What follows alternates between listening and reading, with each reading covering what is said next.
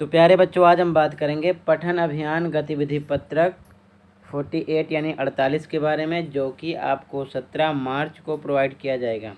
ठीक है, ये class 6th 7th and 8th तीनों के लिए है। और विषय में आज आपको लिखना है बच्चों हिंदी। आपको इसको हिंदी की कॉपी में लिखना है। तो पहले पढ़ते हैं, समझते हैं, फिर करेंगे इसके क्वेश्चन आंसर। टॉपिक क्या है? कविता है होली। जैसा कि आप सभी को पता है, होली का त्यौहार नज़दीक है, तो होली टॉपिक भी आ गई है। तो पहले पढ़ते हैं, समझते हैं, फिर करेंगे क्वेश्चन आंसर। तो देखो, स्टार्ट करते हैं। देखो देखो होली है आई, बच्चों के चेहरे पर खुशियां है छाई, मौसम ने ली है अंगड़ाई, शीत ऋतु की हो रही है विदाई। विदाई का मतलब जा रही है, शीत ऋतु गुजर रही है, ठीक है ना, बीत गई है। ग्रीष्म ऋतु की आहट है आई, मतलब गर्मी का टाइम आ गया है, इसकी गर्मी जो ग्रीष्म ऋतु यानी गर्मी का मौसम, उसकी आहट आने लगी है। आगे देखो, सूरज की किरणों ने उष्णता है दिखलाई, देखो देखो होली है आई। बच्चों ने होली की योजना खूब है बनाई, रंग बिरंगी पिचकारियाँ बाबा से है मंगवाई, दादाजी ने प्राकृतिक रंगों की बात है समझाई। ठीक है, आगे देखो, जिस पर सभी बच्चे ने सहमति है जतलाई। जतलाई का मतलब जताई है।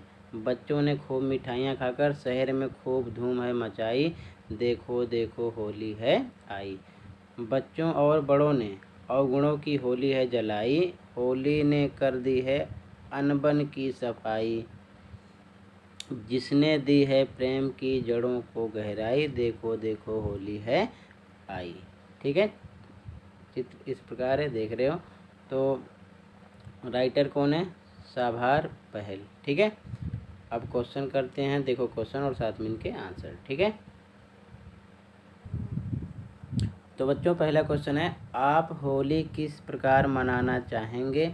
इस पर्व को मनाते समय आप किन किन बातों का ध्यान रखेंगे? तो क्वेश्चन 1 यहाँ से लिखो और आंसर 1 देखो। ठीक है, आंसर 1 देखो, क्वेश्चन लिख लो। तो बच्चों आंसर 1 में लिखोगे, इस बार मैं घर पर ही परिवार वालों के साथ होली मनाना चाहूँगा। हालांकि कोरोना के केस कम हो गए हैं, लेकिन हमें बिल्कुल भी लापरवाह नहीं होना चाहिए। होली मनाते समय मैं इन बातों का ध्यान रखूँगा। जैसे होली खेलते समय मैं सख्त रंगों का प्रयोग नहीं करूँगा, क्योंकि ऐसे रंगों को साफ करने में पानी की काफ़ी मात्रा लगता है। ठीक है ना, पानी की काफ़ी मात्रा लगती है। सेकंड, कुदरती रंगों से ही होली खेलूँगा, इसको मत लिखो इतना, ठीक है ना, बस यही लिख लो। आगे थर्ड पॉइंट, होली खेलते समय मैं इस बात का ध्यान रखूँगा कि रंग किसी के आँख कान नाक में ना जाए, क्योंकि त्यौहार खुशी के लिए है। यहाँ पर लिखो की मात्रा, खुशी के लिए है, परेशानी और लड़ाई के लिए नहीं। ठीक है, तो यहाँ पर आपको ये नहीं लिखना, ध्यान रखना। और यहाँ पर खा पर छोटे की मात्रा लगा लो, खुशी के लिए। ठीक है, आंसर 1 कंप्लीट है ये, आंसर 1। अब क्वेश्चन नंबर 2 देखो, यहाँ से यहाँ तक लिखना। ठीक है, क्वेश्चन 2 देखो, क्वेश्चन नंबर 2, हर पर्व की कुछ खास विशेषताएं होती हैं। होली पर्व की किन्हीं 5 विशेषताओं को लिखिए। तो क्वेश्चन 2 यहाँ से लिखो, आंसर 2 देखो, आंसर नंबर 2। आंसर 2 में हेडिंग लिखो होली की विशेषता। क्या लिखोगे? नंबर 1, होली हर साल मार्च के महीने में मनाया जाता है। दूसरा पॉइंट, होली हिंदुओं के प्रमुख त्योहारों में से एक माना जाता है।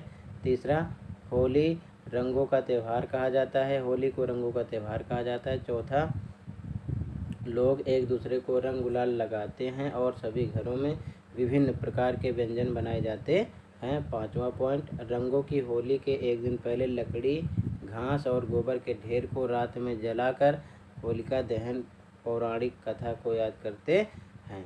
ठीक है, आपका आंसर नंबर कौन सा हो गया?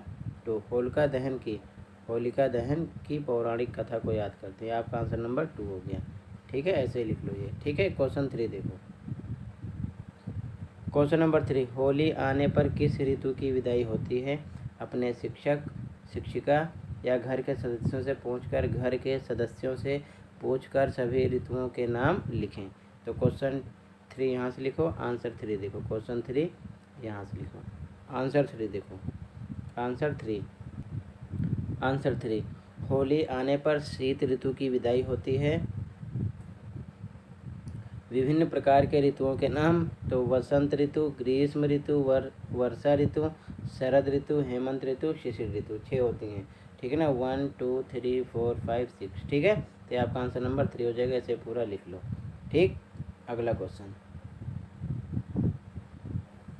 क्वेश्चन 4 और लास्ट है।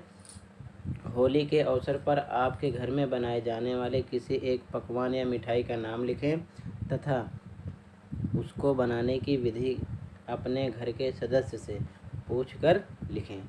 ठीक है ना, तो क्वेश्चन 4 यहाँ से लिखो, आंसर 4 देखो, आंसर नंबर 4।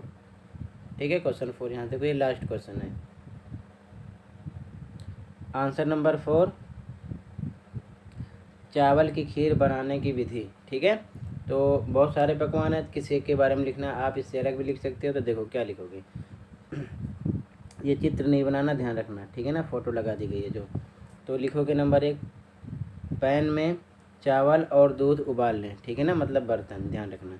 हल्की आंच पर तब तक पकाएं जब तक चावल पक ना जाए और दूध गाढ़ा ना हो जाए। ठीक है ना, आगे क्या करते हैं विधि में, इसके बाद इसमें इलायची पाउडर, चीनी और किशमिश मिलाएं।